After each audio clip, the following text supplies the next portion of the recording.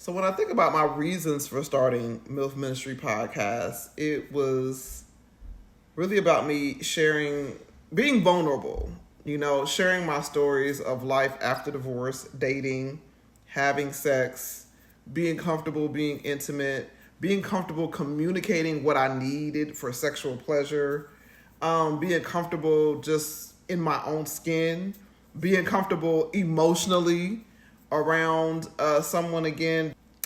And instead of blabbing without a filter, I chose to filter my private thoughts, edit them, and, upload them into a podcast.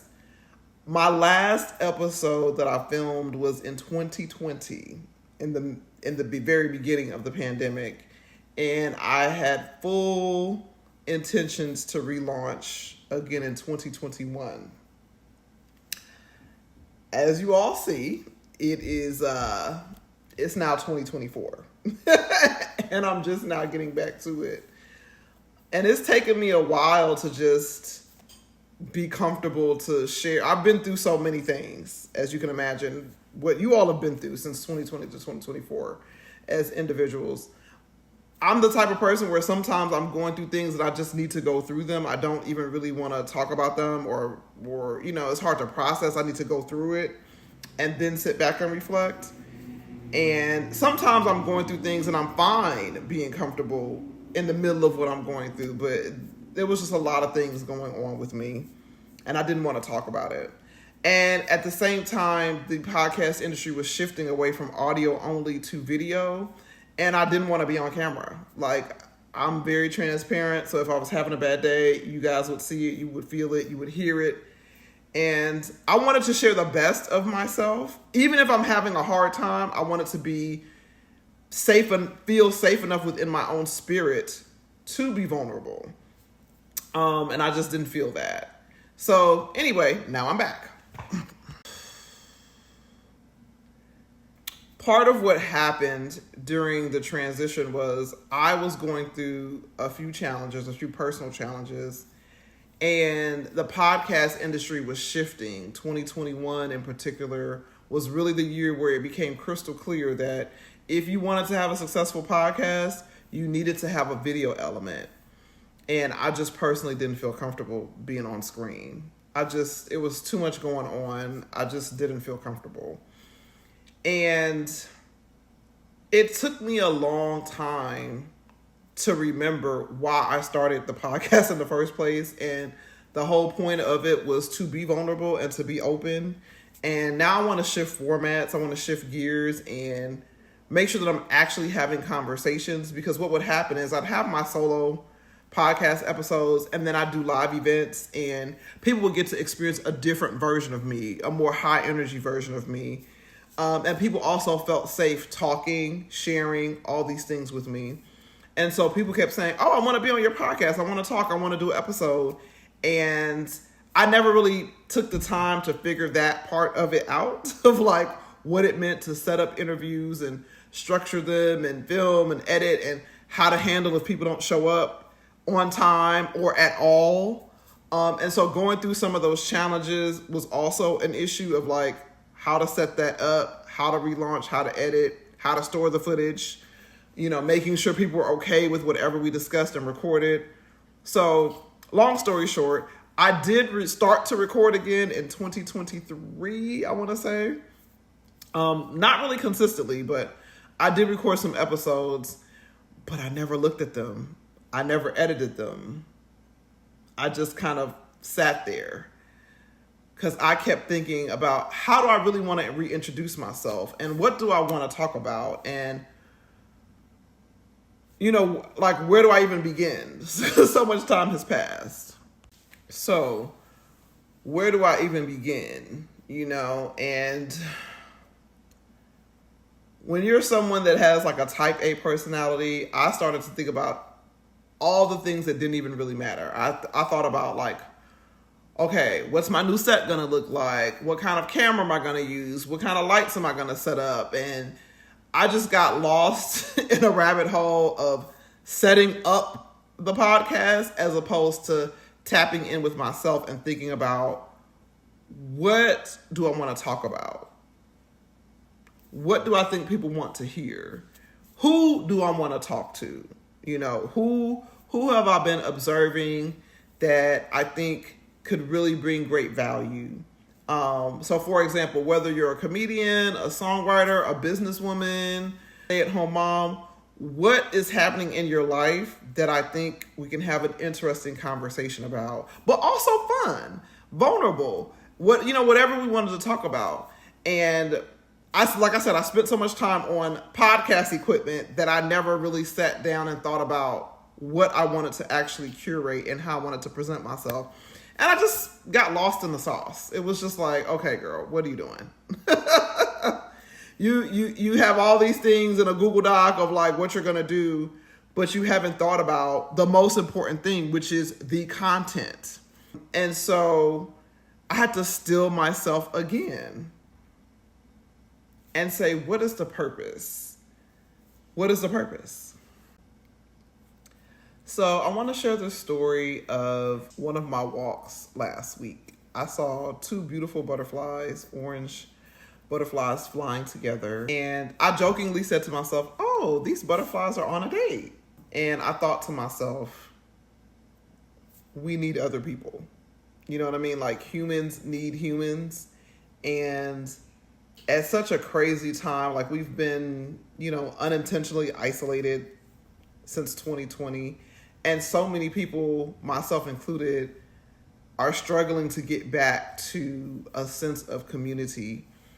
So many people are looking for ways to reconnect since the pandemic kind of fractured how we interact and fractured our circle group, our friend group. And I've been thinking a lot about not only just the butterflies on the date, meaning that you need love, like romantic love, but the butterflies on the date could just be two friends hanging out. I just thought it was cool that I saw two insects, floating around, enjoying life together for an extended period of time.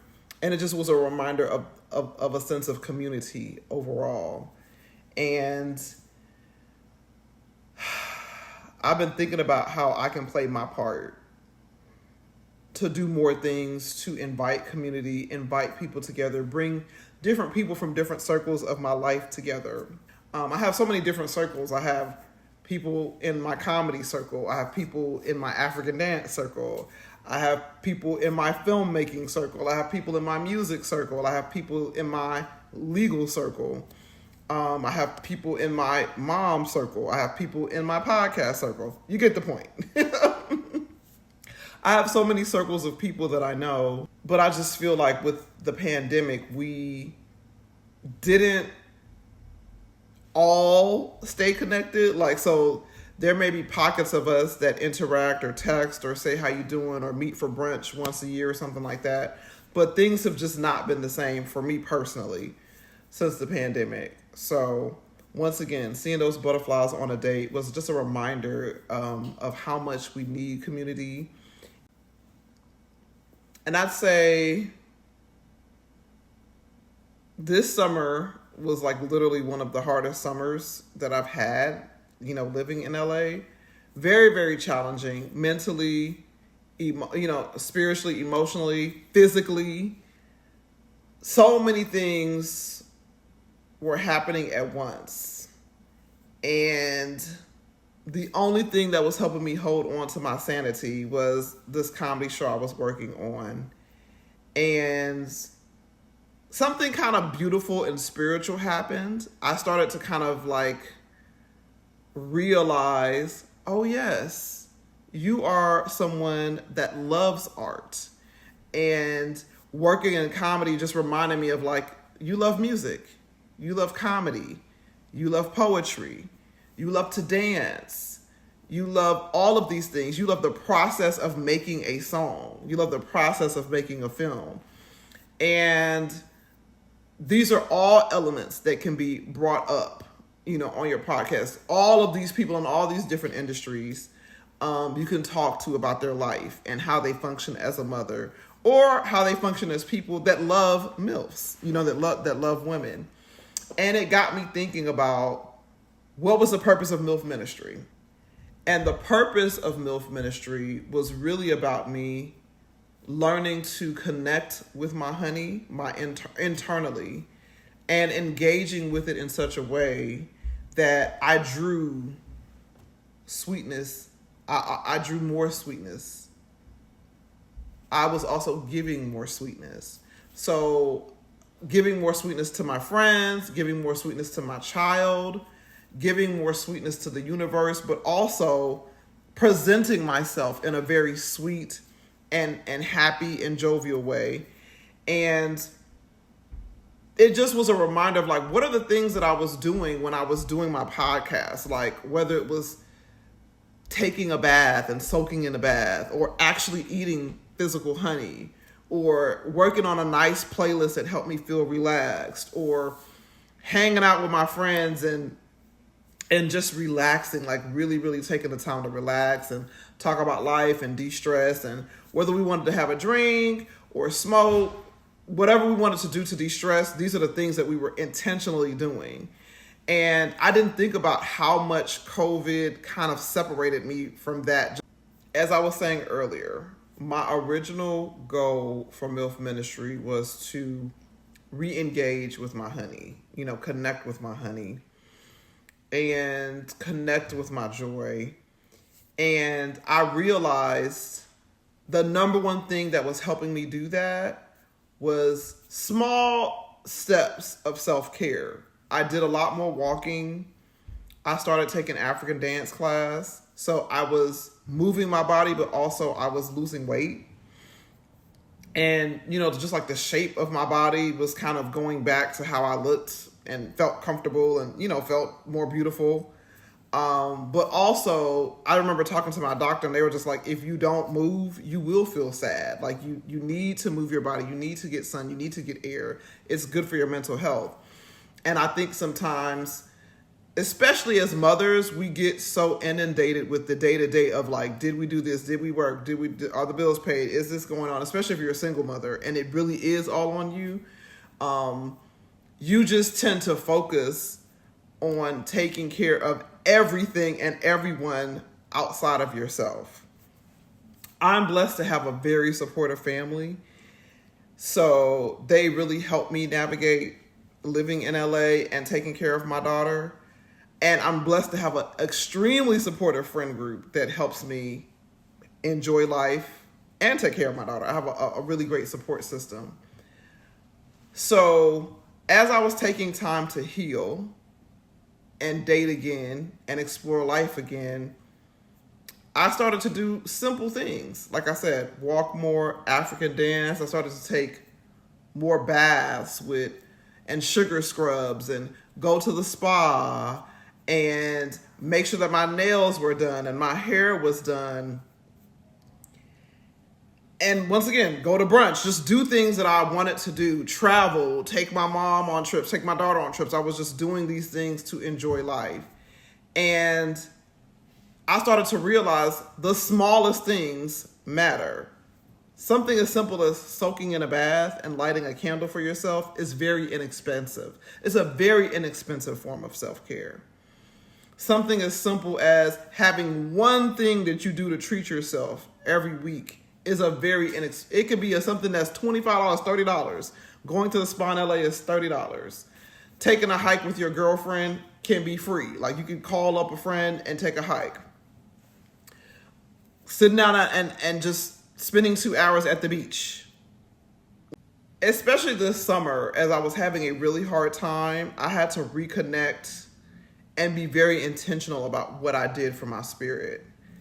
So there are things that I used to do all the time before the pandemic, going to the spa, hair done, nails done, shopping, all this stuff that I just wasn't doing anymore.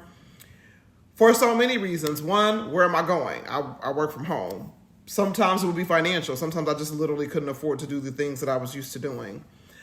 And then I had to remind myself, some of the things I want to do don't cost that much money. It's literally about me taking the time and allocating the resources to do that. And what do I mean by that? Sometimes I needed to leave work 2 hours early and sit down at the beach for 2 hours for my own mental health. just to have a little bit of peace, a little bit of silence. Sometimes I needed to take a walk, not in a neighborhood that I was used to, maybe go to one of my favorite parks and take a walk. And when you are responsible for everyone and everything, there's so many times where you don't allow yourself to preemptively take a break. So, what was happening was that I was completely stressed out and I just wouldn't care about anything, and I would go to the beach or go to the spa or whatever. And then I started to say to myself, what would happen if you just preemptively do these things? Like, make sure that you're taking a walk every day. Set aside time to go to the beach. Set aside time to take a hike. Set aside time you can go to the beauty supply store and get some fingernail polish and paint your nails yourself. Even if you can't afford to go to the shop. So I stopped thinking about excuses and started thinking about my self-care. You can go and get some Epsom salt that's lavender scented for like under $5 from Target. And you can set aside, you can get some tea light candles from the Dollar Tree and set aside time to do some of the things that you used to do that cost more money. And I said, oh, okay. So self-care is self-care. No matter your budget, self-care is self-care. I need to stop and I need to be disciplined about taking the time for myself so that I can reconnect with my honey. And a beautiful thing started to happen. Once I decided that I was going to take time for myself and for my spirit, I promise you, every single time I did that, I would be blessed in some sort of way. I would run into a comedian. I would run into a musician. I would see butterflies. I would just feel better. I would go somewhere and people say, oh my gosh, your skin is glowing. And it just reminded me that when I stop and take time for myself, I automatically and instinctively cross paths with the things that I'm in alignment with. I cross paths with the people that I want to meet anyway. I can see the beautiful things like a butterfly, flying around, and just notice that they're, resting on some flowers. I can stop and smell the flowers. And it sounds so simple, but that matters for my mental health, my relaxation, because I'm not just in my head thinking about what's next. I'm stilling my spirit. I am stopping and looking at a butterfly, looking at their colors, noticing them on a butterfly day, reminding myself that we need human connection. I stop and think, what can I do to facilitate more human connection? Through events that I do, through people that I call and stay in contact with, through even the messages that I'm recording. What can I do to connect with more people? That's what I started to think.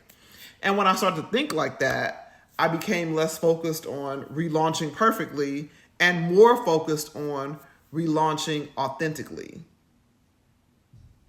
And so here I am, recording content, trying to reintroduce myself to you all, and, getting back into the flow of things, into the swing of things. And when I tell you it takes a lot for me to sit down and talk to y'all, it takes a lot. I like to talk. I don't necessarily like to talk on camera. But we live in a new world where it doesn't matter what I like. If I want to engage, I have to be on camera. So here I am.